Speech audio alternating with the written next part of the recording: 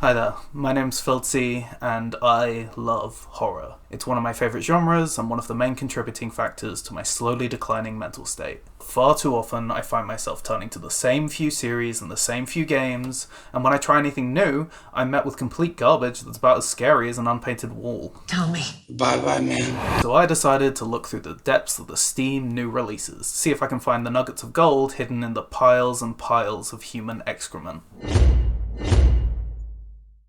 Eastwood Carnival is a free, retro-inspired horror game that very proudly states that it was created by a 6th grader.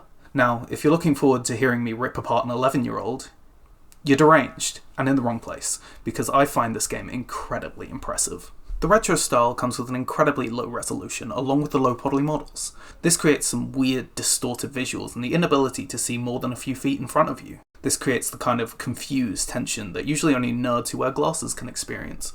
Like the name implies, the game's set in a carnival, which can be a little bit underutilized at times, mostly feeling like you're walking through a generic house with a few roller coaster elements, but sometimes it does come into play, especially when it comes into encounters with the killer.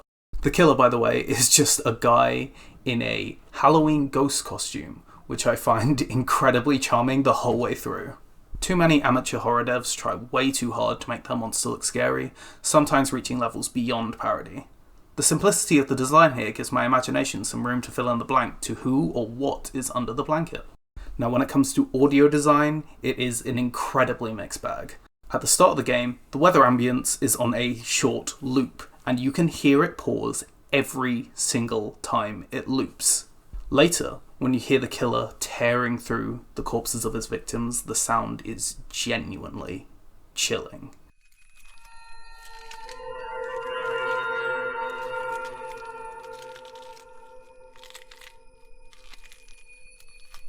And it scares me that this game was made by a child. The game lacks several basic features like pausing the game or having settings, but it genuinely scared me a few times. You might not find the polish of some other games, and it's only around 15 minutes long, but I believe it's worth playing on charm alone. Nightshift Nightmares is a quote-unquote psychological horror game, available on Steam for £5 whole. In fact, it is the only game in this video that is available for money, and spoiler alert, it wouldn't even be worth playing if it was free. Now, firstly, the game is calling itself a psychological horror, but the only psychological aspect seems to be the fact that the game is set in an asylum, where you're a nurse working the night shift because night is scarier than day. As soon as you walk in, you're met by the receptionist, who is so cryptic and weird that any sane person would quit and walk away the second she started talking. She has such incredible insight, such as telling you she doesn't know how many patients the asylum has, followed immediately by her telling you that the asylum has 3 patients. But of course, she's not completely useless. She does you a huge favour by telling you where to find the rulebook, and the game makes a really big deal about the importance of rules, with it being mentioned 3 entire times in the game's very short Steam description. Unfortunately for us, we don't get to read the all-important rules, because the text box isn't big enough to fit them in. Amazing. On top of that, the mission objective to actually find the rulebook never disappears no matter what you do, and this happens several times throughout the game, so your task list just gets longer and longer and longer as you play.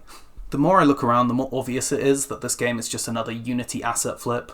The model quality varies wildly from Gmod prop to my first Blender project.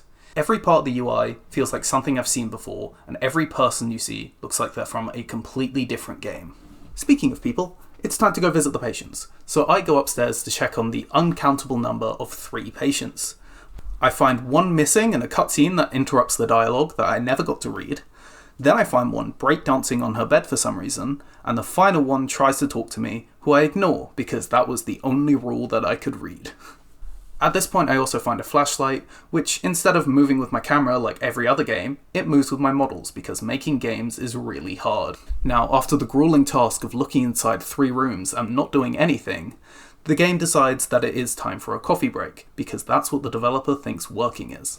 Now, I've been incredibly mean to this game and its developers, so as a little revenge for them, I'm going to show the coffee making section in its entirety.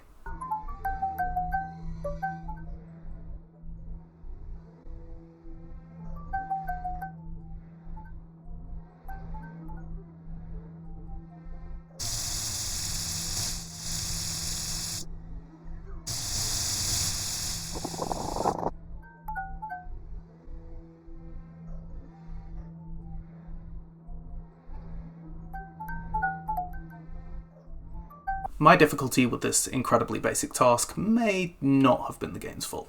The game continues, but the rest of it is lame and generic and not worth talking about, until I reach a point where my character is hiding from the receptionist in a bathroom stall. I can't remember why. I don't really care, because when the dialogue tells me that I have to get out of here, I walk straight to the front door to leave. Then the game tells me that I broke the rules, and I lose.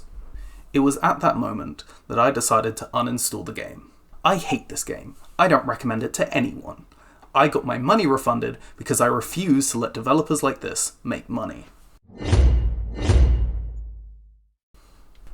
Wraithrun is a free-to-play early access game that is Pac-Man. I won't beat around the bush and pretend it's some mystery what this game is. It is 3D Pac-Man. Now you may be thinking, Filthy, Pac-Man is not a horror game. And I agree.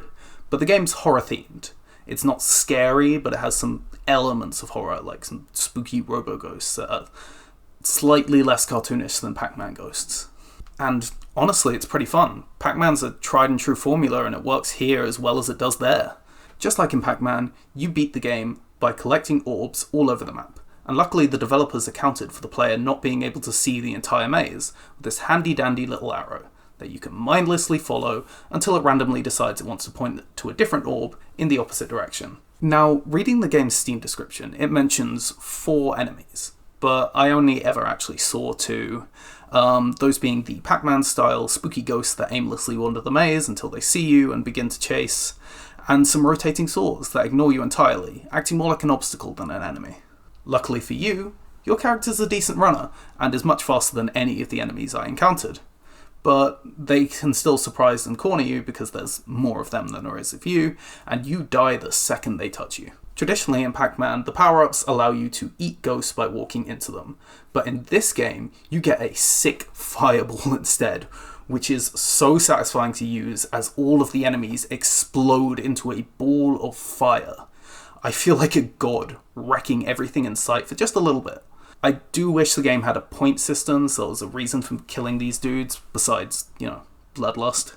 The game has 10 stages, which are the same every single time you play it, which is fine, except for the fact that when you run out of lives, you need to replay the stages from the start, which can get old very, very quickly. The stages ramp up in difficulty by placing more enemies, less power-ups, and way more orbs to collect. The game could definitely do with a counter showing how many orbs you have left to collect, because I had no idea how close I was to the end of each level. By the end of my time playing, I got up to about level 9, just short of seeing every level.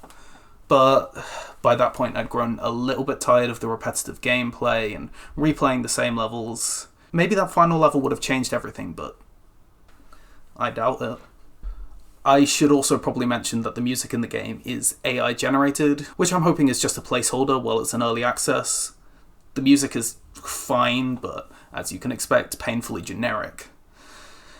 If this is the future of media, then I am happy being left behind. It gets old after about 30 minutes, but I played it longer than any of the other games, and I was actually having so much fun I forgot to write any notes until afterwards. It's a really small download, it's 100% free. If you have half an hour to kill, I can't see a reason not to just give it a go. That's it for today. If you want to, subscribe. Also, if you want to, games are in the description. I hope you have a better day than me. See ya.